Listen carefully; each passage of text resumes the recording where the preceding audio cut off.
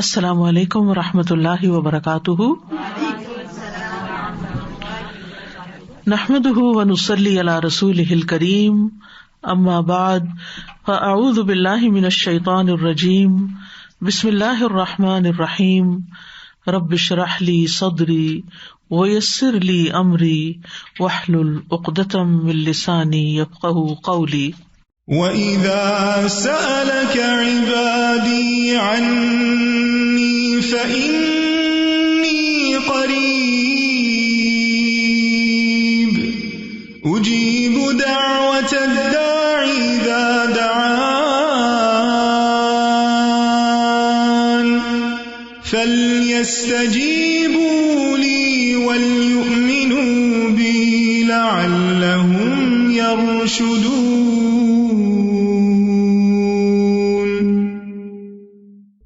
اور جب میرے بندے آپ سے میرے بارے میں سوال کریں تو کہہ دیجئے بے شک میں قریب ہوں، میں پکارنے والے کی پکار کا جواب دیتا ہوں. جب وہ مجھے پکارے تو ان کے چاہیے کہ وہ بھی میرا حکم مانیں اور مجھ پر ایمان رکھیں تاکہ وہ ہدایت پا جائیں. دعا کیا ہے؟ دعا اللہ رب العزت کو پکارنا ہے، اللہ تعالی سے مانگنا ہے، اور انسان کا مانگنا کبھی ختم نہیں ہو سکتا. انسان ہر آن اپنے رب کا محتاج ہے، ہر حال میں مسلسل وہ اپنے رب سے مانگتا ہے اور اسے مانگتے رہنا چاہیے. دعا ایک طرح سے اپنے رب کے ساتھ دلی تعلق کا نام ہے، کبھی نہ ختم ہونے والا قلبی تعلق. اور مومن کی زندگی کا کوئی لمحہ اللہ کی یاد سے اور اللہ کی پکار سے خالی نہیں ہو سکتا. اللہ سبحانہ وتعالی دعائیں قبول کرتا ہے. اللہ تعالیٰ ہمارے قریب ہے، وہ ہماری سنتا ہے، وہ ہمارے دل کے اندر اٹھنے والے خیالات تک کو جانتا ہے، وہ ہماری سرگوشیوں اور مناجات کو سنتا ہے، وہ ہماری دعاؤں کو، ہمارے الحاح و زاری کو سنتا ہے. لہٰذا اگر ہم یہ چاہتے ہیں کہ ہماری دعائیں قبول ہوں تو ہمیں اصرار کے ساتھ دعا کرنی چاہیے، تکرار کے ساتھ دعا کرنی چاہیے، افتقار کے ساتھ، یعنی اپنی محتاجی ظاہر کرتے ہوئے کہ یا رب ہم محتاج ہیں، ہمیں تیری ضرورت ہے، تو ہمیں عطا فرما. تیرے سوا اور کوئی نہیں جو ہمیں کچھ دے سکتا ہو، اور کوئی نہیں جو ہماری مشکلات حل کر سکتا ہو. تو دعا کو جب دعا کے آداب کے ساتھ مانگا جاتا ہے تو دعائیں قبول ہوتی ہیں. تو آئیے آج ہم دیکھتے ہیں کہ دعا کے وہ کون سے آداب ہیں جن کی پابندی ہمیں کرنی چاہیے تاکہ اللہ سبحانہ تعالیٰ ہماری دعائیں قبول کر لیں. ہر کام کا ایک سلیقہ ہوتا ہے، ایک طریقہ ہوتا ہے، ایک قرینہ ہوتا ہے، ایک ادب ہوتا ہے، مینرز ہوتے ہیں، اور جب کوئی کام صحیح طریقے پر کیا جائے تو وہ صحیح نتائج بھی سامنے لاتا ہے. دعا کے آداب میں سے اہم ترین آداب، سب سے پہلے ہم باطنی آداب کی بات کریں گے کہ ہمارے اندر کیا ہونا چاہیے، ہماری سوچ میں کیا ہونا چاہیے. تو پہلی چیز ہے اخلاص اور پوری توجہ. یعنی جب بھی ہم اللہ سبحانہ تعالیٰ کی طرف رجوع کریں تو توجہ اور دھیان کے ساتھ کریں، اپنے آپ کو فوکس کریں، پوری یکسوئی کے ساتھ دعا مانگیں. ایسے ہی چلتے پھرتے غافل دل کے ساتھ یا سوچ کہیں اور ہے اور منہ سے کچھ اور بول رہے ہیں تو وہ ٹھیک ہے، آپ کی زبان کا ذکر تو ہو جائے گا لیکن دعا کا حق ادا نہیں ہوگا.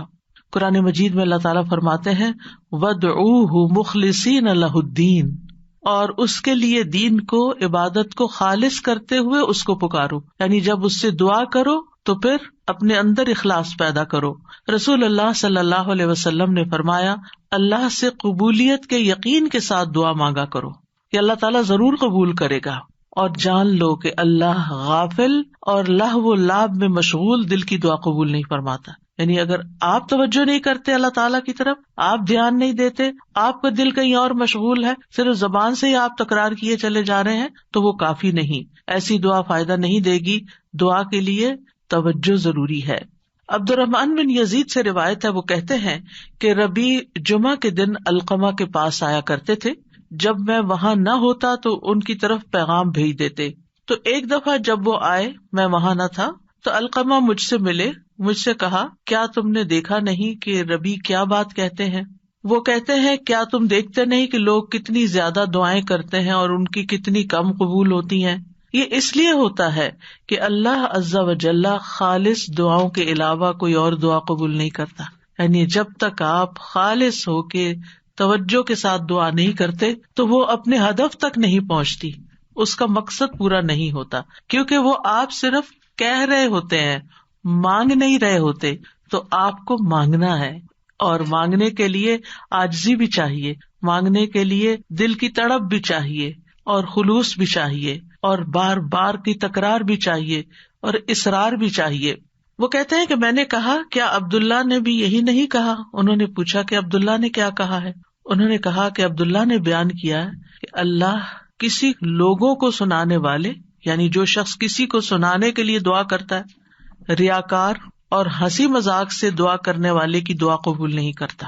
صرف اس دعا کرنے والے کی دعا قبول کرتا ہے جس کے دل سے دعا نکلتی ہے، خلوص کے ساتھ دعا نکلتی ہے.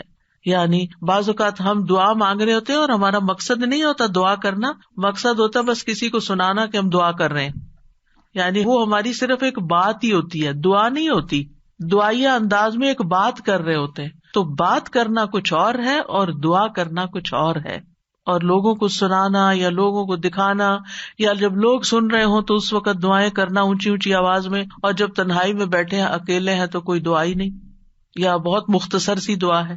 تو باطنی آداب میں سے کیا ہے کہ جب ہم اکیلے ہوں، تنہائی میں ہوں، پھر ہم اللہ سے کیا باتیں کرتے، کتنی توجہ کے ساتھ بات کرتے ہیں. دوسری بات یہ ہے کہ سچے دل سے دعا کرنا. امام احمد بن حنبل رحمہ اللہ سے کہا گیا کہ ہمارے اور رحمان کے عرش کے درمیان کتنا فاصلہ ہے؟ سوال کیا کسی نے، یعنی کتنا فاصلہ یہاں سے عرش تک کا؟ انہوں نے کہا سچے دل سے سچی دعا کرنا.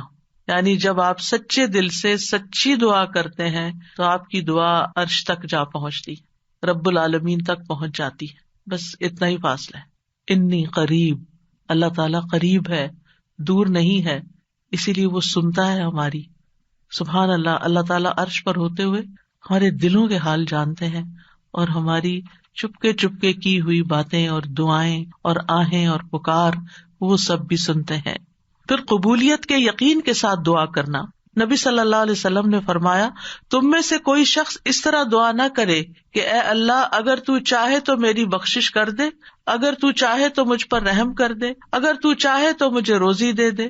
نہیں، بلکہ پختگی کے ساتھ سوال کرنا چاہیے، کیونکہ اللہ جو چاہتا ہے کرتا ہے، اللہ پہ کوئی جبر کرنے والا نہیں.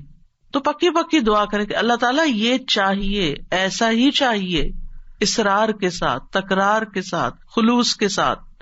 اور پھر قبولیت دعا کے بارے میں پریشان نہ ہو کہ ہم نے تو خلوص بھی اور تکرار، اصرار سب کچھ کر لیا، پھر بھی ہماری دعا قبول نہیں ہوئی. عمر بن خطاب کہتے ہیں، میں دعا کی قبولیت کے بارے میں پریشان نہیں ہوتا، بلکہ میں دعا کے بارے میں پریشان ہوتا ہوں. تو جب تمہارے دل میں دعا مانگنے کا خیال ڈال دیا جاتا ہے کہ مانگو، تو دعا کی قبولیت اس کے ساتھ ہی ہوتی ہے، یعنی قبولیت بھی ساتھ ہی آ جاتی ہے. تو اس لیے قبولیت ہو جائے گی اگر تم نے مانگ لیا، اپنا فرض پورا کر لیا. پھر یہ کہ خشوع و خضوع اور عاجزی کے ساتھ دعا کرنی چاہیے، یعنی دل کو حاضر کر کے اللہ سبحانہ تعالیٰ کے سامنے اپنی بندگی کا اظہار کر کے کہ میں کچھ نہیں ہوں، میں بہت کمزور انسان ہوں، میں فقیر ہوں، تو بادشاہ ہے، میرے ہاتھ میں کچھ نہیں، ہر چیز کا مالک تو ہے. جب انسان اس طرح اپنی عاجزی کو ظاہر کر کے دعا کرتا ہے تو بھی دعا قبول ہوتی ہے. ابو موسیٰ اشعری کہتے ہیں، ہم ایک سفر میں رسول اللہ صلی اللہ علیہ وسلم کے ساتھ تھے. جب ہم کسی وادی میں اترتے تو لا الہ الا اللہ اور اللہ اکبر کہتے اور ہماری آواز بلند ہو جاتی تو نبی صلی اللہ علیہ وسلم نے فرمایا، اے لوگو اپنی جانوں پر رحم کرو، کیونکہ تم کسی بہرے یا غائب کو نہیں پکار رہے، وہ تو تمہارے ساتھ ہی ہے. بے شک وہ سننے والا تم سے بہت قریب ہے، بے شک وہ سننے والا بہت قریب ہے. انہ سمیع قریب تبارک اسمہ وتعالی جدہ، اس کا نام برکتوں والا ہے اور اس کی عظمت بہت ہی بڑی ہے. پھر یہ کہ اپنی بے بسی اور اللہ تعالی کی نعمتوں کا اقرار کرتے ہوئے دعا کرنا. ہمیں زکریا علیہ السلام کے بارے میں پتہ چلتا ہے قرآن مجید سے کہ انہوں نے کہا، قال ربی انی وہن العظم منی واشتعل الرأس شیبا ولم اکن بدعائک ربی شقیا. اے رب میری ہڈیاں کمزور ہو گئی ہیں، میرا سر بڑھاپے سے بھڑک اٹھا ہے، بال سفید ہو گئے ہیں، اور اے میرے رب میں تجھ سے مانگ کر کبھی نامراد نہیں ہوا. یعنی میرے اینڈ پر کوئی چیز کام نہیں کر رہی، لیکن تیرے اینڈ پہ سب کچھ کام کرتا ہے، لہذا میں ابھی بھی مایوس نہیں ہوں. دعا میں جب کچھ چیزیں جمع ہو جاتی ہیں تو پھر دعا قبولیت کا درجہ پاتی ہے، جس میں اللہ تعالیٰ کی بارگاہ میں اپنی کمزوری، اپنی محتاجگی، اپنی عاجزی کا اظہار کرنا، عاجزی اور انکساری، لاچاری اور بے بسی، پھر ساتھ ساتھ اللہ کی تعریف بھی کرنا. یعنی ایک طرف اپنی کمزوری کا ذکر کرنا، اللہ میں تو گناہ گار ہوں اور تو بخشنے والا ہے، اللہ میں تو اپنی جان پہ ظلم کرنے والا ہوں اور تو ہم پر مہربان ہے.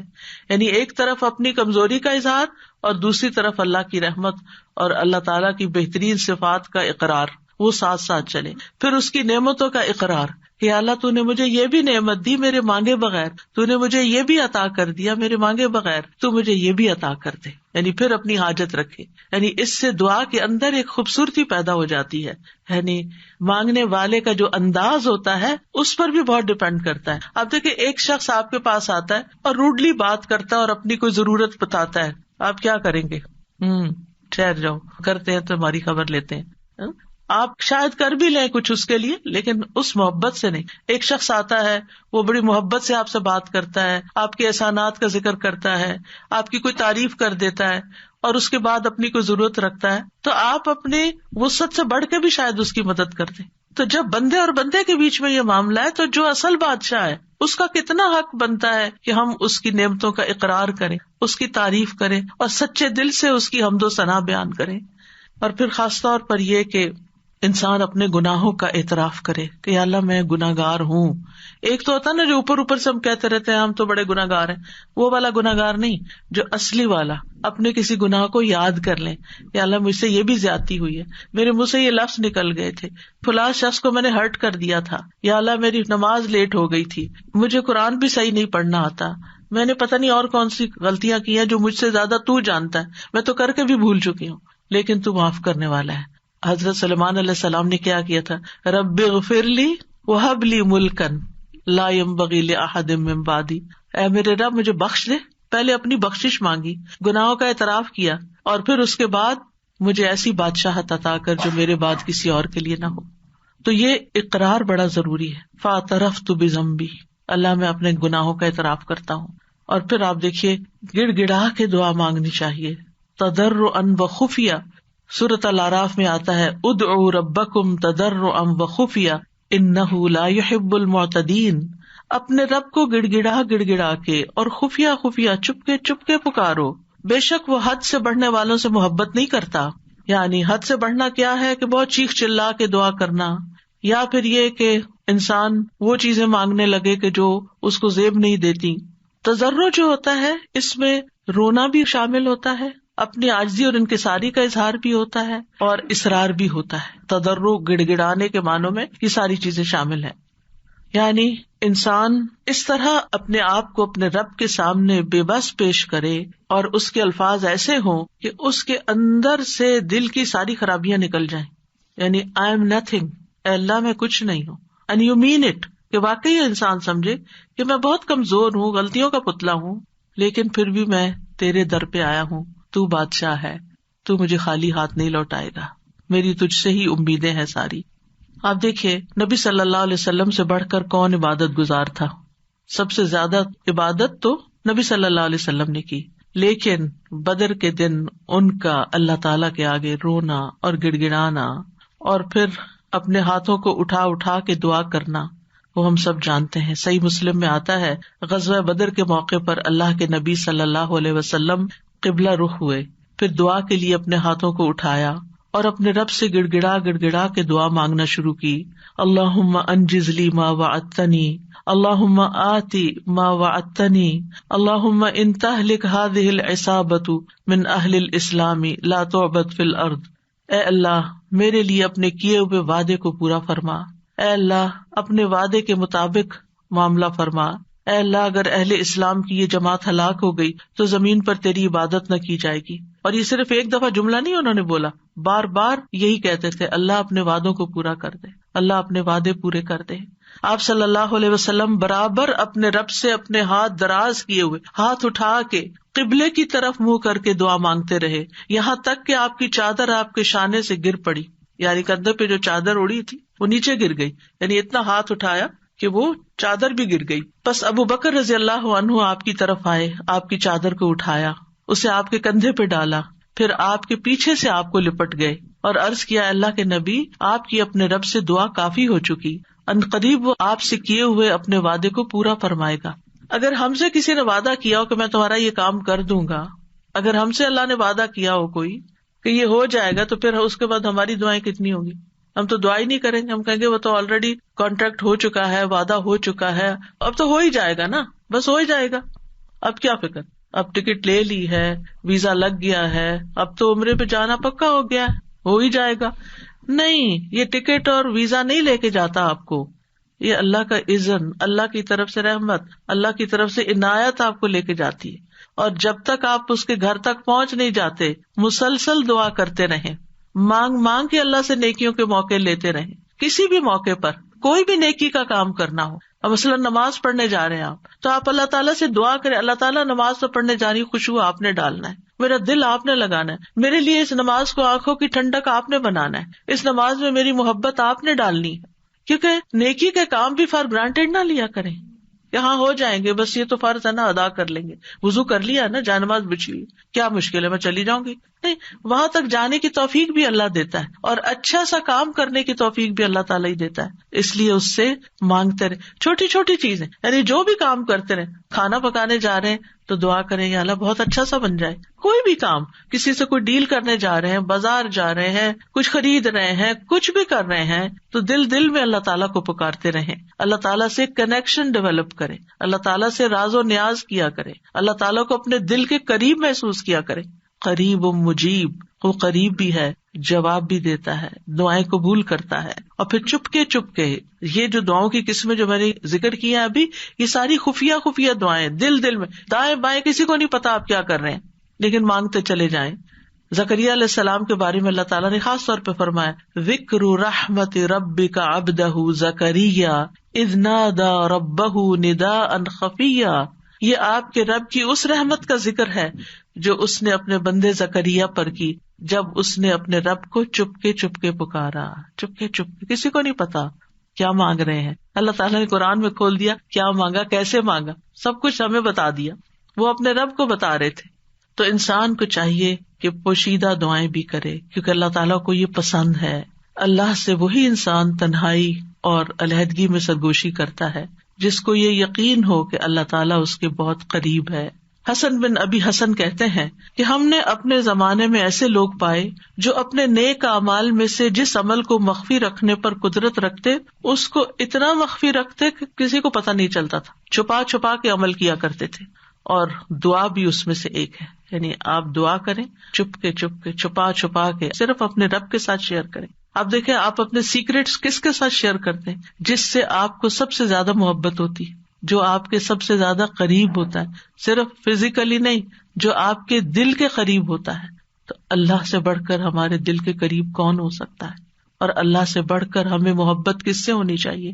سب سے زیادہ محبت بھی اسی سے، اور سب سے زیادہ قربت کا احساس بھی اسی کے ساتھ، اور پھر سب سے زیادہ راز و نیاز بھی اسی کے ساتھ، مناجات بھی اسی کے ساتھ. تو جب انسان چپ کے دعا کرتا ہے تو اس کے بہت سے فائدے ہوتے ہیں. ایک تو انسان کے ایمان میں اضافہ ہوتا ہے کہ اللہ تعالیٰ خفیہ دعا سنتا ہے.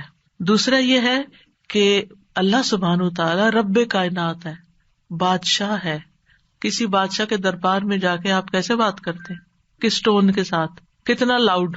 کبھی کسی کو دیکھا کہ کسی ڈگنیٹری کے پاس جا کے چیخ چلا کے بات کر رہا ہو؟ نہیں. تو اللہ سبحانہ وتعالیٰ کے سامنے تو ہمارا ادب اور احترام اور بھی زیادہ ہونا چاہیے. یعنی اللہ سے محبت کا مطلب یہ نہیں کہ ہم پھر اللہ تعالیٰ سے ایسے باتیں کریں جیسے کسی بچے سے باتیں کر رہے ہیں، جیسے اپنے بچوں سے لاڈ کر رہے تھے، ایسے تھوڑی. ادب، احترام. پھر آپ دیکھیے کہ جب انسان چپ کے اور ادب احترام کے ساتھ بات کرتا ہے تو اس میں اخلاص بھی زیادہ ممکن ہوتا ہے. تو یہ چند آداب تھے، باطنی آداب. اب ظاہری آداب. ظاہری آداب میں آپ دعا تو کبھی بھی کہیں بھی مانگ سکتے ہیں، وضو ہو یا نہ ہو. لیکن اگر آپ کی کوئی خاص دعا ہے، کوئی خاص حاجت ہے، کوئی خاص بات ہے، تو پھر آپ باوضو ہو کے، پاک صاف ہو کے اللہ تعالیٰ کے حضور فارملی بیٹھ کے نماز پڑھ کے پھر خاص طرح دعا کریں. یعنی یہ مستحب عمل ہے، فرض نہیں ہے، لازم نہیں ہے. کیونکہ آپ دیکھیے کہ جب انسان باوضو ہوتا ہے نا تو اس کی کیفیت اور ہوتی ہے، تو اس اچھی کیفیت کے ساتھ آپ جب مانگتے ہیں تو قبولیت کے زیادہ امکانات ہوتے ہیں. لیکن اگر کوئی وضو نہ کر سکے کوئی حرج نہیں. ابو عامر رضی اللہ عنہ جب شہید ہوئے تو ابو موسیٰ اشعری رضی اللہ عنہ نے آ کر نبی صلی اللہ علیہ وسلم کو خبر دی اور کہا کہ ابو عامر نے کہا تھا کہ آپ صلی اللہ علیہ وسلم کے پاس جا کر کہنا کہ میرے لیے استغفار کریں. تو اب وہ شہید ہو چکے ہیں. آپ نے پانی طلب کیا، وضو فرمایا، پھر اپنے ہاتھ اٹھا کر دعا کی، اے اللہ ابو عامر کی مغفرت فرما. کیا ہمیں اگر کوئی دعا کے لیے کہتا ہے، ہم نے بھی کبھی ایسا اہتمام کیا؟ پھر ہم اپنی اور رسول اللہ صلی اللہ علیہ وسلم کی امت کے لیے جو خیر خواہی ہے اس کا فرق دیکھ لیں کہ کوئی اگر ہمیں کہتا ہے کہ ہمارے لیے دعا کر دیں تو ہم اس کو الٹا بوجھ سمجھ لیتے ہیں. اور اس حدیث سے یہ بھی پتہ چلتا ہے کہ کسی کو اپنی بخشش کی دعا کے لیے کہنے میں کوئی حرج نہیں، اور خاص طور پر اپنے قریبی دوستوں اور اپنے بچوں کو یہ وصیت بھی کرنی چاہیے کہ خصوصاً مرنے کے بعد ہماری بخشش کی دعا ضرور کریں. سب سے بہترین تحفہ جو ہم کسی میت کو بھیج سکتے ہیں وہ اس کے لیے دل سے کی ہوئی بخشش کی دعا ہے. آج کل تو بس ایک رواج چل پڑا ہے کہ کوئی فوت ہوتا ہے گروپ میں ڈال دیتے ہیں اور سارے اٹھا کے کٹ پیسٹ کر کے دعائیں پیسٹ کرتے جاتے ہیں اور فارغ ہو جاتے ہیں، اور بیٹھ کے آرام سے سکون سے توجہ سے دعا نہیں کرتے کہ جانے والے کو اس وقت پتہ نہیں کیسی ضرورت ہوگی ہماری دعا کی. تو ہمارے خلوص کا یہ تقاضا ہے کہ ہم اپنے پیاروں کے لیے بہت اہتمام کے ساتھ دعا کریں کہ ہم دنیا میں ہوں یا نہ ہوں، اور خصوصاً جب والدین چلے جائیں دنیا سے تو وہ اور زیادہ ہماری دعاؤں کے محتاج ہو جاتے ہیں. پھر اسی طرح دعا کرتے وقت قبلہ رخ ہو جانا افضل ہے، یہ بھی مستحب ہے. نہ ہو کوئی بات نہیں، کسی بھی جگہ کسی بھی طرف رخ کر کے آپ دعا کر سکتے ہیں. نبی صلی اللہ علیہ وسلم نے ایک جمعہ کے دن بارش کی دعا مانگی تھی. اس وقت آپ کا چہرہ مشرق کی طرف تھا، قبلے کی طرف نہیں، کیونکہ آپ جمعے کا خطبہ دے رہے تھے. تو جمعے کے خطبے میں پھر اپوزٹ ڈائریکشن پہ انسان کھڑا ہوتا ہے، تو آپ نے دیر اینڈ دین دعا مانگ لی. لیکن اوور آل آپ دیکھیے کہ جب آپ عبادت کے وقت قبلہ رخ ہو کے بیٹھتے ہیں تو اس سے ایک پازیٹیو انرجی آپ کے اندر سے آتی ہے، آپ کو ایک فیلنگ آتی ہے، آپ کا فوکس بڑھ جاتا ہے. قبلہ ہے بھی کس لیے؟ ایک فوکس کے لیے نا، آرگنائز کرنے کے لیے نمازوں کو، کہ پوری دنیا کے جو نمازی ہیں وہ ایک ہی طرف رخ رکھے. اور اسی لیے آپ دیکھیں کہ جب ہم حرم شریف جاتے ہیں، کعبہ کے پاس جاتے ہیں، تو کتنی پازیٹیو انرجی لے کر آتے ہیں. ہماری سوچیں، ہمارے خیال، ہمیں سارے غم بھول جاتے ہیں، ساری پریشانیاں دور ہو جاتی ہیں، اور ایک اور خاص طرح کی انرجی ہمارے اندر آ جاتی ہے. تو اس لیے بہتر ہے کہ قبلے کی طرف منہ کر لیں، نہیں ہے تو کوئی بات نہیں. علی بن ابی طالب سے روایت ہے، ایک مرتبہ ہم رسول اللہ صلی اللہ علیہ وسلم کے ساتھ سفر پر روانہ ہوئے. جب ہم ہرہ میں اس سیراب کی ہوئی زمین پر پہنچے جو سعد بن ابی وقاص کی ملکیت میں تھی، تو رسول اللہ صلی اللہ علیہ وسلم نے فرمایا میرے لیے وضو کا پانی لاؤ. جب نبی صلی اللہ علیہ وسلم وضو کر چکے تو قبلہ رخ ہو کر کھڑے ہو گئے، اللہ اکبر کہہ کے فرمایا، اے اللہ، ابراہیم جو تیرے بندے اور تیرے خلیل تھے، انہوں نے اہل مکہ کے لیے برکت کی دعا کی تھی، اور میں محمد تیرا بندہ اور تیرا رسول ہوں صلی اللہ علیہ وسلم. میں تجھ سے اہل مدینہ کے حق میں دعا مانگتا ہوں کہ اہل مدینہ کے مد اور سا میں اہل مکہ کی نسبت دگنی برکت عطا فرما دے. مد اور سا پیمانے ہیں جن سے ناپ کے تول کی چیزیں دی جاتی تھی، اسکیلز ہیں. تو کس طرح نبی صلی اللہ علیہ وسلم نے اہتمام کے ساتھ دعا مانگی، اور ابراہیم علیہ السلام کی پریکٹس کو سامنے رکھتے ہوئے، اس کا ایک طرح سے واسطہ دیتے ہوئے کہ آپ نے ان کی دعا بھی سنی تھی، مدینہ والوں کے لیے میری دعا سنیں. اور آپ اس برکت کو محسوس کرتے ہیں جب آپ وہاں جاتے ہیں.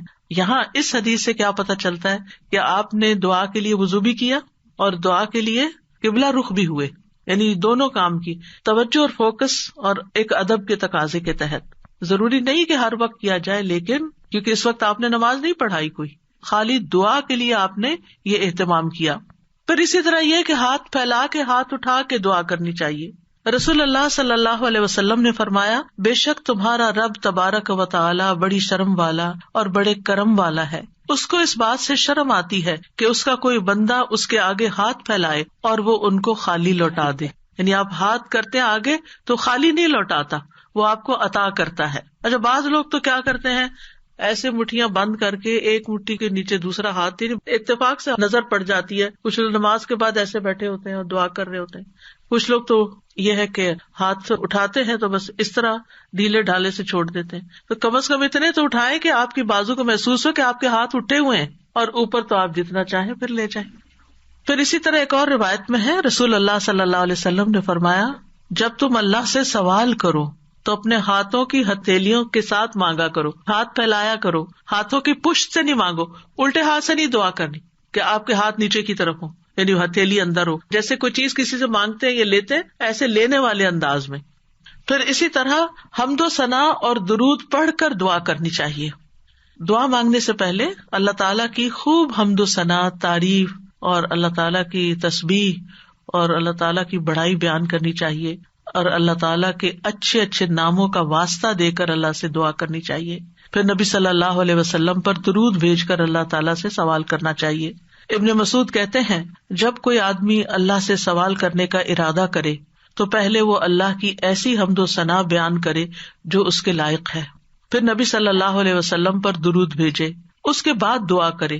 اس طرح ممکن ہے کہ وہ کامیاب ہو جائے، یعنی اپنی مطلوبہ چیز پا لے. پھر اسی طرح یہ ہے کہ جامع دعائیں کرنی چاہیے، کمپریہنسو. حضرت عائشہ کہتی ہیں کہ رسول اللہ صلی اللہ علیہ وسلم جامع دعا پسند فرماتے اور اس کے علاوہ کو چھوڑ دیتے. یہ بہت لمبی نہیں کرتے تھے، مختصر، یعنی بہت لمبی دعا اور بہت ڈیٹیل میں جانے کی بجائے جامع کلام اور اچھے کلمات کا انتخاب کیا جائے جس سے اللہ تعالیٰ کی رحمت ہماری طرف آئے. اچھے الفاظ کا جو چناؤ ہے، اس کے بارے میں خطابی کہتے ہیں کہ انسان کو چاہیے کہ اپنی دعا کے لیے اور اپنے رب کی تعریف کے لیے اچھے الفاظ اور عمدہ کلمات کا انتخاب کرے، اور ان کلمات کا انتخاب کرے جن کے اندر یعنی تھوڑے لفظوں میں میننگ زیادہ ہوں. جامع کا مطلب یہی ہوتا ہے، کیونکہ یہ بندے کی مناجات ہے، یعنی بندے کی سرگوشیاں ہیں اس ہستی کے لیے جو سب سرداروں کا سردار ہے، کوئی اس جیسا نہیں، کوئی اس کے مشابہ نہیں.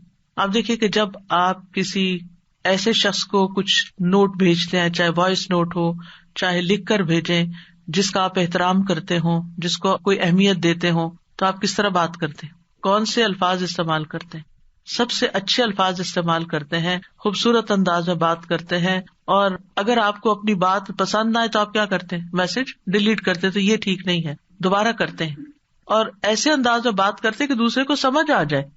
تو اللہ سبحانہ تعالیٰ سے ہم اس طرح بات کریں کہ جو خوبصورت الفاظ پر مبنی ہو، الفاظ کا چناؤ بھی اچھا ہو، لیکن اس چناؤ میں تصنع نہیں ہو، آرٹیفیشلٹی نہیں ہو، تکلف نہیں ہو، یہ پسند نہیں کیا گیا.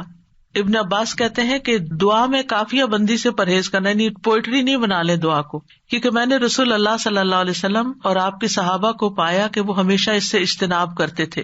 پھر اسی طرح دعا میں مبالغے سے پرہیز کرنا چاہیے. رسول اللہ صلی اللہ علیہ وسلم نے فرمایا، ان قریب اس امت میں ایسے لوگ آئیں گے جو طہارت اور دعا میں مبالغہ کریں گے. طہارت میں مبالغہ کیا ہے کہ اب جیسے وضو کرنا ہے نا، تو اس کے لیے اتنا پانی گرانا اور دھوتے چلے جانا اور بار بار دھونا کہ ابھی صاف نہیں ہوئے، ابھی میرا خیال ہے ہم پاک نہیں ہوئے. نہیں، اس میں انسان کو اعتدال اختیار کرنا چاہیے. نبی صلی اللہ علیہ وسلم تھوڑے سے پانی سے پورا وضو کر لیا کرتے تھے. اور اسی طرح دعا میں مبالغہ آرائی جو ہے وہ بھی پسندیدہ نہیں ہے. پھر اپنے گناہوں کا اعتراف کر کے توبہ استغفار کر کے دعا کرے. نبی صلی اللہ علیہ وسلم نے فرمایا، ایک بندے نے گناہ کیا اور کہا، اے میرے رب، میں نے گناہ کیا، تو مجھے بخش دے. اس کے رب نے فرمایا، کیا میرا بندہ جانتا ہے کہ اس کا کوئی رب ہے اور گناہ کی وجہ سے سزا بھی دیتا ہے؟ میں نے اپنے بندے کو بخش دیا، کیونکہ میرے بندے کا یہ یقین تھا کہ میرا رب بخشش فرمانے والا ہے، اسی لیے وہ میرے پاس آیا بخشش مانگنے کے لیے، تو میں نے اس کو بخش دیا.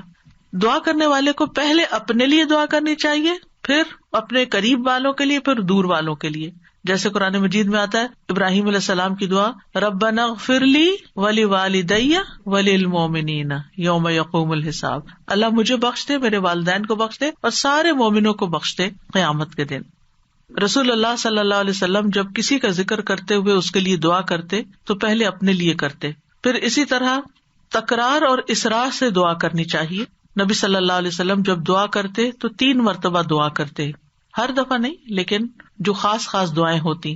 رسول اللہ صلی اللہ علیہ وسلم نے فرمایا جو شخص 3 مرتبہ اللہ سے جنت مانگے، جنت کہتی ہے اللہم ادخلہ الجنہ، یعنی آپ جب نماز میں یا بعد میں دعا کرتے ہیں کہ اللہم انی اسألک الجنہ، اللہم انی اسألک الجنہ، اللہم انی اسألک الجنہ، تو جنت کہتی ہے اللہم ادخلہ الجنہ۔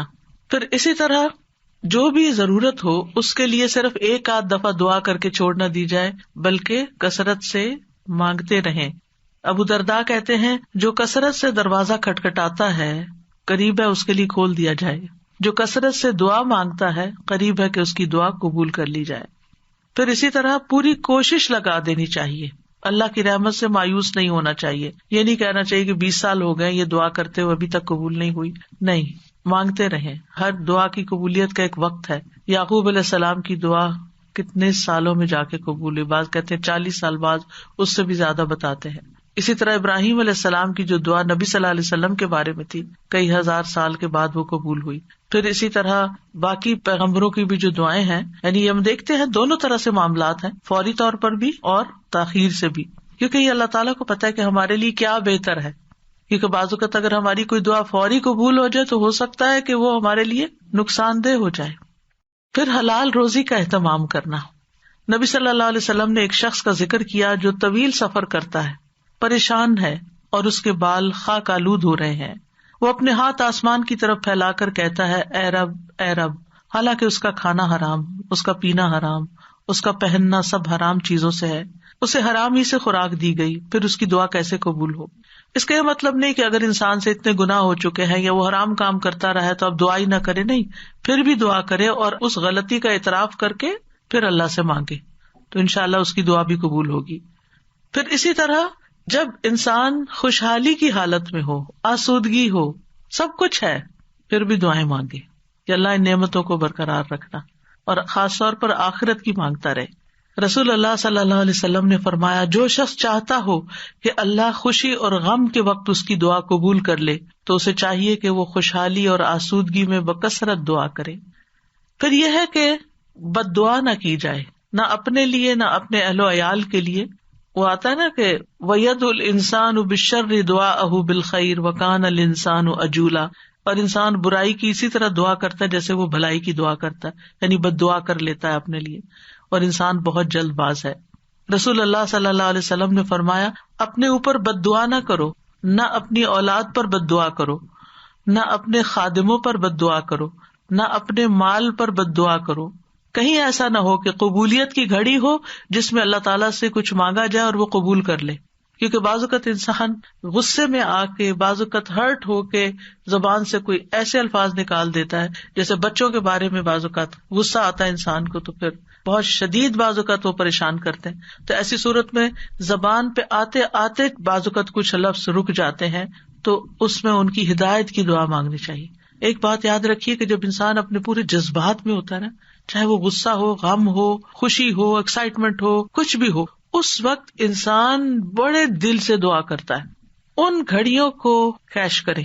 یا عام طور پر تم ڈھیلے ڈھیلے ٹھنڈے ٹھنڈے دعائیں مانگ رہے ہوتے ہیں نا، کوشش کر کر کے فوکس کر رہے ہوتے ہیں، لیکن جس وقت ہم سخت پریشان ہوتے ہیں یا سخت ضرورت پڑ جاتی ہے، کچھ کھو جاتا ہے، کچھ ہو جاتا ہے ایسا کہ جو ہمارے اوپر بہت گراں گزرتا ہے، تو ہم ہل جاتے ہیں۔ وہ جو ہلنا ہے نا، اس وقت آپ اپنے رب کو بہت شدت سے پکاریں تو وہ شدت جو ہے وہ انشاءاللہ فائدہ دے گی۔ یعنی اپنے آپ کو ڈائیورٹ کر لیں، بجائے غصہ لوگوں پہ نکالنے کے اور غلط باتیں کرنے کے کہ جو پلٹ کے اپنے اوپر ہی آئیں، کیونکہ اگر آپ کسی کو بھی بد دعا دیتے ہیں اور وہ اس کا اہل نہیں، وہ واپس آپ پر ہی آ جائے گی۔ تو اس لیے بہت احتیاط کی ضرورت ہے۔ تو چینلائز کر لیں اپنے غصے کو، چینلائز کر لیں اپنے غم کو، چینلائز کر لیں اپنی انتہائی ایکسائٹمنٹ کو۔ اس طرح پھر انسان کے اندر سے دعا نکلتی ہے، آنسو بھی آ جاتے ہیں اور انسان اللہ تعالیٰ کو اپنے قریب محسوس کرتا ہے۔ پھر اسی طرح گناہ یا قطع رحمی کی دعا نہیں کرنی چاہیے۔ یعنی گناہ تو یہ ہے کہ انسان کسی غلط کام کا سودا کر رہا ہے اور اس کے لیے دعا کرے اور آپ سے بھی کہے کہ آپ دعا کریں، حالانکہ وہ غلط کام کرنے چاہ رہا ہے تو اس کے لیے دعا نہیں کرنی چاہیے۔ دوسرا یہ ہے کہ قطع رحمی نہ ہو۔ قطع رحمی کیا ہوتی ہے کہ مثلاً کوئی کہے اپنے کسی بچے کے بارے میں یا اللہ اس کو میری آنکھوں سے دور کر دے، اس قسم کی دعائیں نہیں کرنی چاہیے، یہ بد دعا میں شامل ہو جاتی ہے۔ اور جلد بازی نہیں کرنی چاہیے کہ بس فوراً ابھی قبول ہو، نہیں تو میں تو آئندہ دعا نہیں کروں گی۔ اب آپ دیکھیے کہ دعا کے معاملے میں ایک اور چیز بھی ہے، اور وہ ہے دعا میں وسیلہ اختیار کرنا. تو دعا میں کچھ وسیلے جائز ہیں، کچھ جائز نہیں. جائز وسیلے کیا ہیں؟ نمبر 1، اسماء حسنہ کو وسیلہ بنا کے دعا کرنا. قرآن مجید میں آتا ہے وَلِلَّهِ الْأَسْمَاءُ الْحُسْنَى فَادْعُوهُ بِهَا، اور سب اچھے نام اللہ ہی کے ہیں، سو اسے ان کے ساتھ پکارو، اچھے ناموں کے ساتھ. مثلا ہم یہ کہیں کہ یا حی یا قیوم برحمتک استغیث، اب یہاں اللہ کے ناموں کو وسیلہ بنایا اور رحمت مانگی. یا ذا الجلال والاکرام، یا من بیدہ ملکوت السماوات والارض، یا رب ربنا، یا رب العالمین، یا ارحم الراحمین، یا اللہ یا رحمان یا رحیم، یا اللہ یا کریم، یا وہاب. رزق مانگنا تو یا رزاق. اس طرح اللہ تعالیٰ کے ناموں کو وسیلہ بنا کے آپ دعا کر سکتے ہیں. کچھ تو وہ نام ہیں جن میں اسم اعظم بھی ہے، اور نبی صلی اللہ علیہ وسلم نے ان ناموں کے ساتھ دعا کی ہے جو مشہور یا حی یا قیوم وغیرہ. لیکن یہ ہے کہ چونکہ ایک عمومی ہدایت ہے کہ اللہ کے ناموں کے ساتھ دعا کی جائے، تو کسی بھی نام کو جو آپ کو بہت اچھا لگتا ہے، اللہ تعالیٰ کی کوئی بھی پیاری صفت، اس کے ساتھ اللہ کو پکار کے آپ اللہ تعالیٰ سے دعا کریں. کیونکہ یہ بھی ایک محبت کا اظہار ہوتا ہے نا، جس سے آپ محبت کرتے ہیں اس کے آپ ہر نام سے ہی پیار کرتے ہیں، بلکہ نئے نئے نام رکھتے رہتے ہیں. یا قریب یا مجیب بھی کہہ سکتے ہیں. پھر فرشتے بھی آپ دیکھیں کہ اللہ کے ناموں کو وسیلہ بنا کر دعا کرتے ہیں. الذین یحملون العرش ومن حولہ یسبحون بحمد ربہم ویؤمنون بہ ویستغفرون للذین آمنوا. کیا کہتے ہیں؟ ربنا وسعت کل شیء رحمتا وعلما، اے ہمارے رب تو نے ہر چیز کو اپنی رحمت اور علم سے گھیر رکھا ہے. تو یہ اللہ کے ناموں کو وسیلہ بنا رہے ہیں ایک طرح سے. اس کے بعد کہتے ہیں فاغفر للذین تابوا، اللہ جو توبہ کرتے ہیں، واتبعوا سبیلک، تیرے رستے پہ چلتے ہیں، ان کو بخش دے. وقہم عذاب الجحیم، اور انہیں جہنم کے عذاب سے بچا لے. انبیاء علیہ السلام بھی اللہ کے ناموں کا وسیلہ اختیار کرتے ہیں. حضرت سلیمان نے عرض کیا تھا قال رب اغفر لی وہب لی ملکا لا ينبغی لأحد من بعدی انک انت الوہاب. تو بہت عطا کرنے والا ہے، تو مجھے بھی عطا کر. پھر اسی طرح یوسف علیہ السلام نے دعا کی تھی رب قد آتیتنی من الملک وعلمتنی من تأویل الاحادیث فاطر السماوات والارض انت ولی فی الدنیا والآخرہ توفنی مسلما والحقنی بالصالحین. تو یہاں پر فاطر السماوات والارض یہ اللہ تعالیٰ کا نام لیا گیا ہے. نبی صلی اللہ علیہ وسلم کو بھی جب کوئی مشکل پیش آتی تو آپ فرماتے یا حی یا قیوم برحمتک استغیث. اور یہ قبولیت کے اسباب میں سے ہے اللہ کے ناموں کے ساتھ دعا کرنا جو ہے. رسول اللہ صلی اللہ علیہ وسلم مسجد میں داخل ہوئے تو دیکھا گیا کہ ایک شخص نے اپنی نماز پوری کر لی اور تشہد میں بیٹھا ہے اور کہہ رہا ہے اللہم انی اسألک یا اللہ الاحد الصمد الذی لم یلد ولم یولد ولم یکن لہ کفوا احد ان تغفر لی ذنوبی انک انت الغفور الرحیم. آپ صلی اللہ علیہ وسلم نے 3 بار فرمایا اس کو بخش دیا گیا ہے. یعنی اس دعا کے ساتھ آپ دیکھیں کہ اس میں اخلاص بھی ہے نا. یا اللہ الاحد الصمد الذی لم یلد ولم یولد ولم یکن لہ کفوا احد، یہ سورۃ اخلاص کا حصہ ہے. ان تغفر لی ذنوبی، میں توحید خالص کا اقرار کر کے اپنے گناہوں کی معافی مانگتا ہوں. پھر یا ذی الجلال والاکرام کو لازم پکڑ لینا چاہیے. نبی صلی اللہ علیہ وسلم نے فرمایا ان ناموں کے ساتھ چمٹے رہو، یعنی روزانہ ان ناموں کے ساتھ اللہ تعالیٰ سے دعا کرنی چاہیے. پھر یہ کہ ادب کے ساتھ اس کی صفت بیان کرتے ہوئے دعا کرنی چاہیے. پھر رب کے وسیلے سے دعا کرنی چاہیے.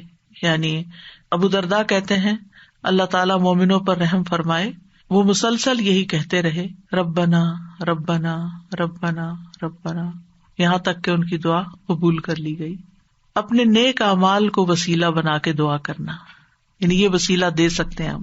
اور اس کی دلیل وہ غار والے ہیں جو غار میں پھنس گئے تھے 3 لوگ، انہوں نے اپنے اپنے نیک عمل کو وسیلہ بنا کر دعا کی تو غار کے دروازے یا دھانے سے بھاری پتھر ہٹ گیا جو 3 لوگ مل کے بھی ہٹا نہیں پا رہے تھے. پھر اپنے ایمان لانے کو وسیلہ بنا سکتے ہیں. الذین یقولون ربنا اننا آمنا فاغفر لنا ذنوبنا وقنا عذاب النار، جو لوگ کہتے ہیں اے ہمارے رب بے شک ہم ایمان لے آئے تو ہمارے لیے ہمارے گناہوں کو بخش دے، یعنی ہمارے ایمان کی وجہ سے ہمارے گناہوں کو بخش دے اور ہمیں آگ کے عذاب سے بچا لے۔ پھر زندہ نیک لوگوں کی دعا کے ساتھ وسیلہ پکڑنا، یعنی ان سے دعا کروانا۔ نیک لوگوں میں سے اگر کوئی آدمی زندہ ہے، آپ کے والدین ہیں، سارا وقت عبادت میں لگے رہتے ہیں، کوئی غیبت چگلی نہیں کرتے ادھر ادھر، نانا نانی دادا دادی بزرگ ہو جاتے ہیں نا، یا والدین بھی بزرگ آپ کے پاس ہیں، اور آپ دیکھتے کہ سارا دن یا وہ تسبیح کر رہے ہیں، یا وہ قرآن پڑھ رہے ہیں، یا وہ نمازیں پڑھ رہے ہیں، تو اور عمر کے اس حصے میں پہنچ گئے ہیں کہ اب وہ کوئی برا کام نہیں کرتے، تو ان سے بھی خاص دعا کروانی چاہیے۔ یعنی ان کے پاس جا کر کہنا آپ ہمارے لیے دعا کریں یا ان سے دعا کروائیں، تو یہ دراصل آپ ان کا وسیلہ پکڑ رہے ہیں، ایک طرح سے یہ بھی وسیلہ ہے۔ مثلاً آپ کہہ سکتے ہیں کہ آپ میرے لیے دعا کریں اللہ تعالیٰ مجھے بخش دے، یا اگر رزق کا معاملہ ہے تو رزق، یا شفا چاہیے تو اللہ تعالیٰ سے دعا کریں اللہ تعالیٰ میری بیماری دور کر دے، یا جو بھی کوئی مسئلہ ہو۔ یا اسی طرح یہ کہ اگر بارش نہیں برس رہی ہے اور کوئی لوگوں کے لیے پرابلم ہو رہی ہے تو ان سے کہہ سکتے ہیں کہ وہ بھی خاص دعا کریں۔ حضرت عمر رضی اللہ عنہ جو تھے، رسول اللہ صلی اللہ علیہ وسلم کے چچا عباس کی دعا کو انہوں نے وسیلہ بنایا تھا۔ انس بن مالک کہتے ہیں جب کبھی عمر رضی اللہ عنہ کے زمانے میں قحط پڑتا تو عمر رضی اللہ عنہ عباس بن عبد المطلب کے وسیلے سے دعا کرتے تھے اور فرماتے اے اللہ پہلے ہم تیرے پاس اپنے نبی کا وسیلہ لایا کرتے تھے تو پانی برساتا تھا، اب ہم اپنے نبی کے چچا کو وسیلہ بناتے ہیں تو ہم پر پانی برسا، یعنی ان سے بھی دعا کرواتے۔ تو انس رضی اللہ عنہ کہتے ہیں چنانچہ انہوں نے ایک دفعہ ایسے کہ تو خوب بارش برس پڑی۔ تو یہ جو کسی سے جا کے کہنا کہ آپ دعا کریں، اس میں کوئی حرج نہیں، لیکن صرف ایک رسم بنا لینا، ہر وقت دعا کے لیے کہتے رہنا، آپ دوسرے کے لیے دعا شروع کر دیں، فرشتہ آمین کہے گا وہ آپ کو وہی لگ جائے گی، یعنی اس کو ایک رسم نہ بنائیں۔ یعنی لوگوں نے نا شدت اختیار کر لی ہے، یعنی ایکسٹریم پہ چلے گئے، یا ہر وقت یہی کہتے رہتے ہیں بس دعا کریں دعا کریں دعا کریں، یا پھر دوسری طرف کہتے کسی کو بھی نہ کہیں دعا کریں۔ تو یہ دونوں چیزیں ٹھیک نہیں، اعتدال میں رہیں۔ ایک عورت اپنے بچے کو لے کر نبی صلی اللہ علیہ وسلم کی خدمت میں حاضر ہوئی اور عرض کیا اے اللہ کے نبی اس کے حق میں اللہ سے دعا کیجیے، اور میں 3 بچوں کو دفن کر چکی ہوں، یعنی اس سے پہلے میرے 3 بچے فوت ہو چکے ہیں، آپ اس کے لیے دعا کیجیے۔ آپ نے پوچھا تم نے 3 بچوں کو دفن کیا ہے؟ اس نے کہا ہاں۔ آپ نے فرمایا تم نے پھر جہنم سے ایک مضبوط بندش باندھ لی ہے، یعنی اللہ تعالیٰ تمہارے لیے ان بچوں کی وجہ سے آگ سے تمہیں بچا لے گا۔ تو یہ دعا کا ایک طرح سے وسیلہ بن گیا۔ اب کچھ وسیلے ناجائز بھی ہیں تو ان کا بھی پتہ ہونا چاہیے۔ ان میں سے فوت شدہ نیک آدمی کو وسیلہ بنانا، اس کی ممانعت ہے۔ کیوں؟ اس لیے کہ وہ نہیں ہماری باتیں سنتے، وہ ہمارا حال نہیں جانتے۔ قرآن مجید میں سورۃ فاطر میں آتا ہے والذین تدعون من دونہ ما یملکون من قطمیر ان تدعوہم لا یسمعوا دعاءکم وَلَوْ سَمِعُوا مَا اسْتَجَابُوا لَكُمْ وَيَوْمَ الْقِيَامَةِ يَكْفُرُونَ بِشِرْكِكُمْ وَلَا يُنَبِّئُكَ مِثْلُ خَبِيرٍ۔ اور وہ جنہیں تم اس کے سوا پکارتے ہو وہ کھجور کی گٹلی کے چھلکے کے مالک بھی نہیں ہے۔ کتنی باریک سی، آپ رمضان آ رہا ہے نا تو کھجوریں کھائیں گے تو وہ چھلکا ضرور اتار کے دیکھیں کہ کیا چیز ہو، ہاتھ سے مسل دے تو نظر بھی نہیں آتا۔ یعنی اللہ کے سوا کوئی اتنی چیز کا بھی اصل مالک نہیں ہے۔ یہ ہم مانتے ہیں ہمارے پاس جو کچھ اللہ نے ہمیں دے رکھا ہے۔ فرمایا اگر تم انہیں پکارو تو وہ تمہاری پکار سنتے ہی نہیں۔ یہ جو لوگوں نے ایک ڈھنگ بنا رکھا ہے نا، بزرگوں کی قبروں پہ جا کر ان سے کہتے ہیں آپ ہمارے لیے دعا کریں، پھر وہ فوت ہو چکے ہیں، وہ کیسے سن سکتے ہیں؟ آپ کو اگر کوئی بے ہوش کر دے تو آپ کو کوئی بات نہیں سنائی دیتی، آپ سوئے پڑے ہو تو آپ کو سنائی نہیں دیتی، تو آپ فوت ہو کے کیسے کسی کی باتیں سننا شروع ہو گئے؟ اور اگر وہ سن بھی لیں تو تمہیں جواب نہیں دے سکتے۔ اگر وہ سن لیں، اللہ چاہے تو کسی کو بھی سنوا سکتا ہے، اور خاص طور پر جب میت کا حساب کتاب ہو رہا ہوتا ہے شروع میں، تو اس وقت وہ جوتوں کی چاپ وغیرہ سنتا ہے۔ اگر اس وقت کوئی کہے کہ اس وقت میں اس نیک انسان سے کہتا ہوں اور یہ سن رہا ہے کیونکہ جوتوں کی چاپ سن رہا ہے تو میری بات بھی سن لے گا، مستجابوا لکم، وہ تمہیں جواب نہیں دے سکتے، تمہارے لیے کچھ کر نہیں سکتے۔ اس وقت ان کو اپنی پڑی ہے، ان کا تو اپنا امتحان ہونے لگا ہے، وہ تمہارے لیے کہاں سے دعائیں کریں گے؟ اور قیامت کے دن تمہارے اس شرک کا انکار کر دیں گے۔ اور آپ کو خوب خبر رکھنے والے اللہ کی مانند کوئی بھی خبر نہیں دے سکتا۔ یہ اللہ تعالیٰ نے آپ کو بتایا ہے کہ یہ ممکن نہیں کہ مردے سے آپ جا کے کہو کہ آپ ہمارے لیے دعا کریں۔ اچھا، بعض لوگ کہتے ہیں وہ شہید ہوتے ہیں، تو شہید وہ ہوتے ہیں اور مردہ نہیں کہتے اس کو، لیکن ان کا بھی تعلق ہماری دنیا سے نہیں ہے، وہ اپنی جنتوں میں ہے۔ قرآن مجید میں ایسے لوگوں کی مذمت کی گئی ہے جو اپنے اور رب کے بیچ میں غیر اللہ کو وسیلہ بناتے ہیں۔ سورۃ الزمر میں آتا ہے الا للہ الدین الخالص والذین اتخذوا من دونہ اولیاء ما نعبدهم الا لیقربونا الی اللہ زلفی ان اللہ یحکم بینہم فیما ہم فیہ یختلفون ان اللہ لا یہدی من هو کاذب کفار. خبردار، خالص دین صرف اللہ ہی کا حق ہے، اور وہ لوگ جنہوں نے اس کے سوا اور حمایتی بنا رکھے، اللہ کو چھوڑ کے اوروں کو اپنا مددگار سمجھ رکھا ہے، وہ کہتے ہیں ہم ان کی عبادت نہیں کرتے مگر اس لیے کہ یہ ہمیں اللہ سے قریب کر دیں. ہم بزرگوں کی قبر پہ اس لیے جاتے ہیں کہ وہاں زیادہ دعا قبول ہوتی. یہ کہاں سے پتا چلا آپ کو؟ الا لیقربونا الی اللہ زلفی، اچھی طرح قریب کر دیں. یقیناً اللہ ان کے درمیان اس کے بارے میں فیصلہ کرے گا جس میں وہ اختلاف کر رہے ہیں. بے شک اللہ اس شخص کو ہدایت نہیں دیتا جو جھوٹا اور بہت ناشکرا ہو. ایسے لوگ پھر کسی کی سنتے بھی نہیں. آپ کو معلوم ہے نا، دور جاہلیت میں لوگ بتوں کی پوجا کرتے تھے، وہ ان کو خدا نہیں سمجھتے تھے. وہ کہتے تھے یہ خدا کے اوتار ہیں اور ہم یہ سمجھتے ہیں کہ ان کی سفارش سنی جاتی. اور وہ بت کن کے ہوتے تھے؟ پاسٹ کے نیک لوگوں کے، جیسے قوم نوح نے بت بنا لیے تھے. لیکن یاد رکھیے جو آیت ہم ریپیٹڈلی ہر روز سنتے ہیں اور ہر روز اس کا معنی جانتے ہیں، اس میں وَإِذَا سَأَلَكَ عِبَادِي عَنِّي وَإِنِّي قَرِيبٌ، کوئی واسطہ وسیلہ بیچ میں نہیں. میں خود اپنے بندے کے قریب ہوں، کسی اور کو بیچ میں لانے کی کیا ضرورت ہے؟ ڈائریکٹ اس کو پکارے. جیسے آپ اپنا کیس خود پیش کر سکتے ہیں، کوئی اور نہیں آپ کے لیے کر سکتا. جو چوٹ آپ کو لگی ہوئی ہے، جو غم آپ کے دل میں ہے، وہ کسی اور نے نہیں ایکسپیرینس کیا. لہٰذا اس دکھی ٹوٹے دل کے ساتھ جب اللہ سے مانگیں گے تو کیوں نہیں سنے گا؟ ضرور سنے گا. اب دعا کی قبولیت کے کچھ اوقات. اگرچہ انسان ہر وقت دعا کر سکتا ہے، لیکن کچھ ٹائم دوسرے ٹائمز کی نسبت زیادہ قبولیت والے ہوتے ہیں، جن میں سب سے پہلے آذان. حدیث میں آتا ہے آذان اور اقامت کے درمیان دعا رد نہیں کی جاتی، لیکن پہلے آپ اذان کا جواب دیں، اذان کے بعد والی دعا پڑھیں، درود شریف پڑھیں اور پھر مانگیں، قبول ہو جائے گی. پھر فرض نمازوں کے بعد، سبحان اللہ، ہر روز 5 دفعہ فرض نماز ادا کرتے ہیں، اس کے فوراً بعد دعا قبول ہوتی ہے. ابو امامہ کہتے ہیں رسول اللہ صلی اللہ علیہ وسلم سے پوچھا گیا کون سی دعا زیادہ قبول ہوتی ہے؟ آپ نے فرمایا رات کے آخری حصے میں اور فرض نمازوں کے بعد مانگی جانے والی دعا. اس میں دونوں طریقے سے آپ مانگ سکتے ہیں. ایک سلام پھیرنے سے پہلے جہاں رب جلنی پڑھتے ہیں وہاں بھی اپنی دعائیں مانگ سکتے ہیں، اور دوسرے سلام کے بعد بھی یاد آئے تو اس وقت بھی مانگ سکتے ہیں. پھر دوران سجدہ رسول اللہ صلی اللہ علیہ وسلم نے فرمایا جہاں تک سجدے کا تعلق ہے تو اس میں خوب دعا کرو، یہ دعا اس لائق ہے کہ تمہارے حق میں قبول کی جائے. اور سجدے کی حالت میں انسان اللہ کے بہت قریب ہوتا ہے تو اس وقت خوب دعا کرنی چاہیے. کئی لوگوں کا سوال ہوتا ہے کہ کیا اس میں قرآنی دعا کر سکتے ہیں؟ جی، ایز اے دعا آپ کر رہے ہیں تو قرآن کے الفاظ بھی ہوں تو پڑھ سکتے ہیں. ہاں، تلاوت نہیں کر سکتے لیکن دعا کر سکتے ہیں، مسنون دعائیں بھی کر سکتے ہیں.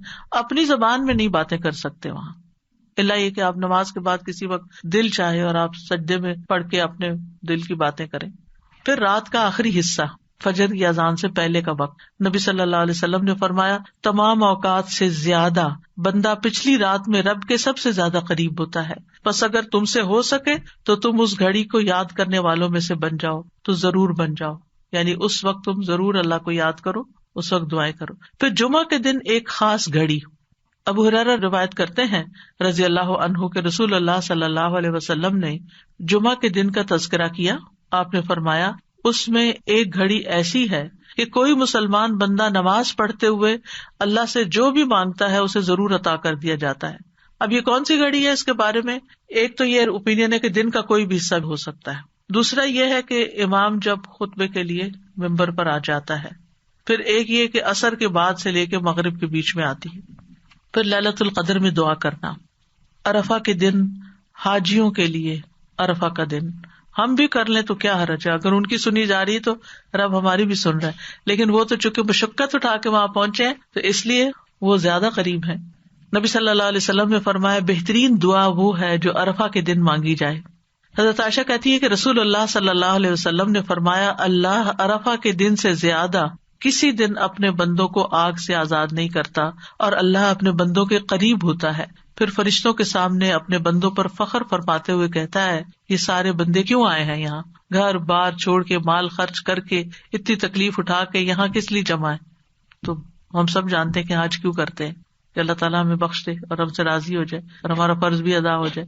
پھر اسی طرح بارش کے وقت کی دعا، یعنی جب بارش ہو رہی ہے اور آپ لوگ بڑے خوش قسمت ہیں کہ یہاں اکثر بارش ہوتی رہتی ہے، برف بھی پڑتی ہے، تو اس وقت پریشان ہونے کی بجائے دعا کرنا شروع کر دیا کریں. آپ ڈرائیونگ کر رہے ہیں، بارش برسنا شروع ہو گئی، دعائیں شروع کر دیں. پھر مصیبت کے وقت، جس سے پہلے بھی میں نے عرض کیا نا کہ جب انسان جذبات کی پیک پہ ہوتا ہے تو اس وقت اس کے الفاظ اور ہی طرح کے ہوتے ہیں. رسول اللہ صلی اللہ علیہ وسلم نے فرمایا، اگر مسلمان پر کوئی مصیبت آئے اور وہ اللہ کے حکم کے مطابق کہے انا للہ و انا الیہ راجعون، اللہم اجرنی فی مصیبتی واخلف لی خیرا منہا، اے اللہ مجھے میری مصیبت میں اجر دے اور میرے لیے اس کا بہترین نعم البدل عطا فرما، تو اللہ اس کو اس سے بہتر عطا فرماتے ہیں. اور جب بھی دل پہ غم کی گھٹا چھائے کسی بھی تکلیف کی وجہ سے، دیر اینڈ دین یہی دعا کیا کریں، اللہم اجرنی فی مصیبتی واخلف لی خیرا منہا، اللہ اس مصیبت پر تو مجھے اجر دے اور اس سے بہتر نعم البدل عطا کر دے. پھر اسی طرح زمزم پیتے وقت رسول اللہ صلی اللہ علیہ وسلم نے فرمایا، زمزم کا پانی اس مقصد کے لیے ہے جس کے لیے وہ پیا جائے. پھر تلاوت قرآن کے بعد کی دعا. پھر مرغ کی آواز سنتے وقت، کیونکہ اس وقت وہ فرشتے کو دیکھ رہا ہوتا ہے. پھر مریض اور میت کے پاس رسول اللہ صلی اللہ علیہ وسلم نے فرمایا، جب تم مریض یا میت کے پاس جاؤ تو اچھی بات کہا کرو، کیونکہ فرشتے تمہاری بات پر آمین کہیں گے. یعنی اس وقت دعائیں کرنی چاہیے. ام سلمہ کہتی ہیں کہ رسول اللہ صلی اللہ علیہ وسلم ابو سلمہ جو ان کے ہسبینڈ تھے، ان کی میت پر تشریف لائے. ان کی آنکھیں کھلی رہ گئی تھی، آپ نے انہیں بند کیا اور فرمایا، جب روح قبض ہو جاتی ہے تو آنکھیں اس کا پیچھا کرتی ہیں. یعنی روح جب لے کے جاتے ہیں فرشتے تو آنکھیں پیچھے پیچھے دیکھتی ہیں، اس کا جسم کا ایک حصہ چلا گیا یعنی اس کی روح چلی گئی تو اس کو کیا کرنا چاہیے، آنکھیں بند کر. اور ویسے بھی آپ دیکھیں اگر باڈی اکڑ جائے اور میت کی آنکھیں کھلی رہتی تو بڑا خوفناک سا سین ہو جاتا ہے. اسی دوران گھر کے کچھ لوگ رونے چیخنے لگے تو آپ نے فرمایا، اپنے متعلق خیر ہی کی دعا مانگا کرو، رونے کا فائدہ نہیں، اچھی دعا مانگو، کیونکہ فرشتے تمہاری دعا پر آمین کہتے ہیں. پھر وہ لوگ جن کی دعائیں قبول ہوتی ہیں، ان میں مجاہد فی سبیل اللہ اور حج اور عمرہ کرنے والا. رسول اللہ صلی اللہ علیہ وسلم نے فرمایا، اللہ کے راستے میں غازی اور حج کرنے والے اور عمرہ کرنے والے اللہ کے وفد ہیں، ڈیلیگیشنز ہیں اللہ کی طرف جانے والے. اللہ نے انہیں بلایا تو انہوں نے اس دعوت کو قبول کر لیا اور پھر انہوں نے اللہ سے مانگا تو اللہ نے ان کو عطا کر دیا. پھر مظلوم، مسافر اور والد کی دعا. نبی صلی اللہ علیہ وسلم نے فرمایا، 3 قسم کے لوگوں کی دعائیں قبول ہوتی ہیں اور ان کی قبولیت میں کوئی شک و شبہ نہیں. نمبر 1 مظلوم کی دعا، اس میں مثال ہے نوح علیہ السلام کی. مسافر کی دعا، اس میں مثال ہے موسیٰ علیہ السلام کی. اور والد کی اپنی اولاد کے لیے دعا، ابراہیم علیہ السلام کی. اسی طرح اولاد جو اپنے والدین کے لیے دعا کرتی ہے. نبی صلی اللہ علیہ وسلم نے فرمایا، جنت میں آدمی کا درجہ بلند کر دیا جاتا ہے تو وہ کہتا ہے کہ یہ کیسے ہوا؟ کہا جاتا ہے تمہاری اولاد کے تمہارے حق میں استغفار کے سبب، تمہاری اولاد تمہارے لیے دعائیں کر رہی تھی اس لیے تمہیں اپ گریڈ کر دیا گیا. پھر اسی طرح کسی کی غیر موجودگی میں اس کے لیے دعا کرنا، یعنی منہ پہ تو لوگ دعائیں دے ہی دیتے ہیں، لیکن جب آپ سامنے ہی نہیں ہے، آپ کو خبر ہی نہیں ہے تو آپ کے لیے کوئی دعا کر رہا ہے، وہ بہت ویلیوبل دعا ہے. پھر روزے دار کی دعا جب تک کہ وہ افطار نہ کر لے. پھر اللہ کا کثرت سے ذکر کرنے والا اور عادل حکمران. پھر وضو اور اللہ کا ذکر کر کے سونے والا، اس کی دعا. وہ شخص جو رات کو آنکھ کھلنے پر یہ دعا پڑھے، اس کے کارڈ بھی چھپے ہوئے ہیں، لا الہ الا اللہ وحدہ لا شریک لہ لہ الملک ولہ الحمد وہو علی کل شیء قدیر، الحمد للہ وسبحان اللہ ولا الہ الا اللہ واللہ اکبر ولا حول ولا قوۃ الا باللہ. ثم قال، پھر کہے اللہم اغفر لی، اے اللہ مجھے بخش دے. یا پھر کوئی اور دعا مانگے تو وہ بھی قبول ہوگی. پھر اگر وہ وضو کرے اور نماز پڑھے تو اس کی نماز قبول ہو جائے گی. پھر وہ لوگ ہیں جن کی دعا قبول نہیں ہوتی. قرآن مجید میں آتا ہے، فادعوا وما دعاء الکافرین الا فی ضلال. فادعوا، تم دعا کرو، اور کافروں کی دعا تو اکارت ہی ہے، کیونکہ وہ اللہ سے تھوڑی مانگتے ہیں. کوئی جیزس سے مانگ رہا ہے اور کوئی بتوں سے مانگ رہا ہے اور کوئی کسی سے کوئی کسی سے. اللہ کے لیے تو مخلص ہو کے اخلاص کے ساتھ دعا کرتے ہی نہیں ہے. اور اخلاص والی دعا کیا ہے؟ جو ہر شرک سے پاک ہو. پھر جو لوگ نیکی کا حکم نہ دیں اور برائی سے نہ روکیں، ان کی دعائیں قبول نہیں ہوتی. عائشہ رضی اللہ تعالیٰ عنہ کہتی ہیں، ایک مرتبہ رسول اللہ صلی اللہ علیہ وسلم میرے پاس تشریف لائے تو مجھے آپ کے چہرے سے محسوس ہوا کہ آپ کی طبیعت میں کچھ گھٹن ہے. آپ نے وضو کیا اور کوئی بات کیے بغیر واپس چلے گئے.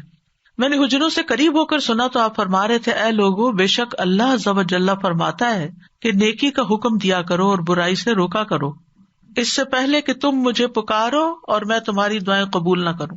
تم مجھ سے سوال کرو اور میں تمہیں کچھ عطا نہ کروں, تم مجھ سے مانگو اور میں تمہیں نہ دوں.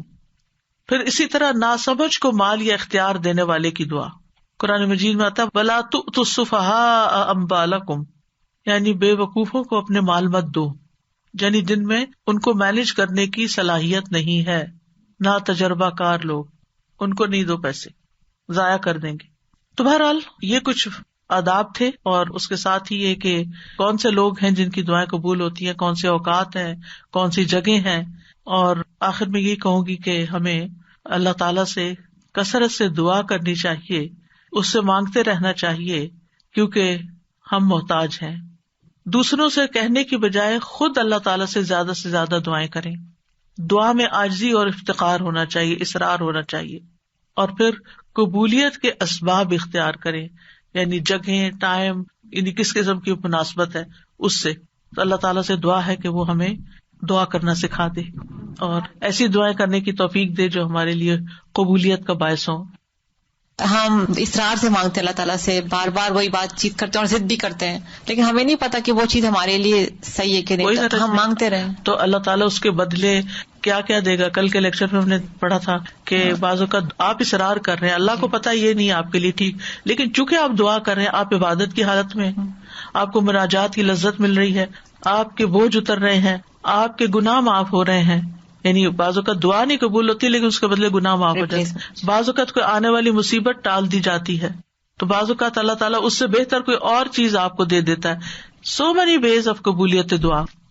السلام علیکم استاذہ جی, یہ جیسے زندگی میں بہت ناراضگیاں ہیں, ہسبینڈ سے لڑائی ہو گئی ہے اور ہسبینڈ کی اچانک ڈیتھ ہو گئی, تو پہلے تو اتنا لڑی ہوئی تھی کہ چھوڑ کے چلی گئی وہ, اور پھر پیر پکڑ کے معافیاں مانگی بعد میں, تو مطلب یہ کہ بعد میں معافی, وہ پتہ نہیں ہسبینڈ نے معاف کیا یا نہیں, وہ تو جا چکے تھے.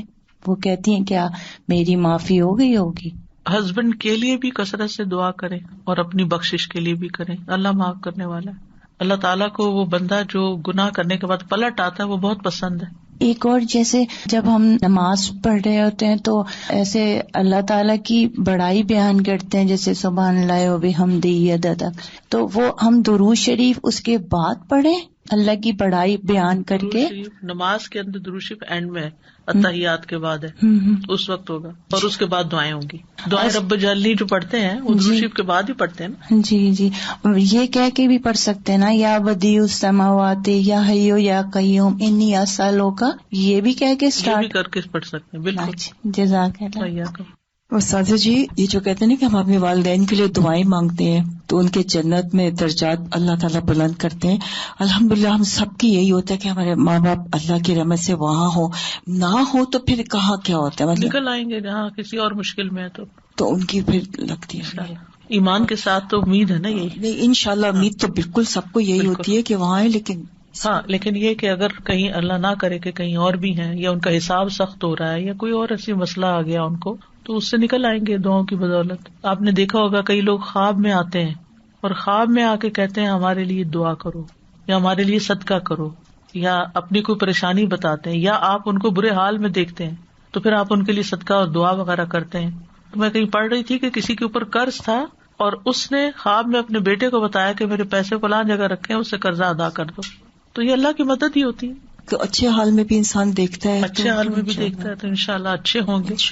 لیکن یہ غیب کے معاملات ہیں جن کا ہمیں بہت کم علم دیا گیا, کوئی گارنٹی نہیں کہہ سکتا کسی کی بھی نہیں.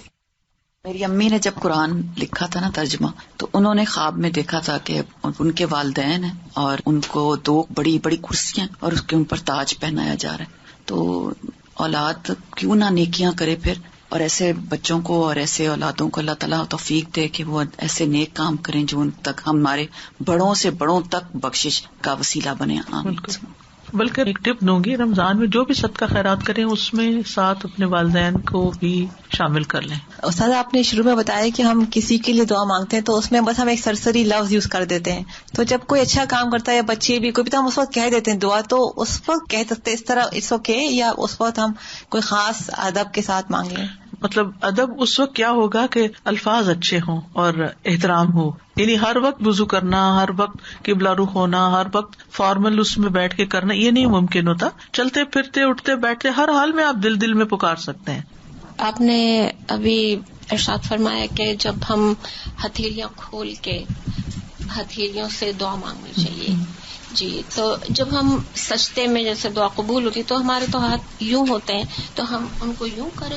نہیں، سجدے میں ہمیں نہیں پھیرنا. سجدے میں تو پوزیشن ہے نا سجدے کی، وہ تو آپ سجدہ کر رہے ہیں جی اور اس میں دعا آ گئی. رائٹ. لیکن جب آپ دعا مانگ رہے ہیں تو اس وقت دعا کی پوزیشن میں آ جائیں گے، یعنی سجدے کے علاوہ جب دعا مانگ رہے ہیں. اور روزے پہ کہتے ہیں نبی صلی اللہ علیہ وسلم کے کہ وہ خود ہمارے سلام کا جواب دیتے ہیں. جی ہاں، تو ان کو ہمارا سلام پہنچایا جاتا ہے.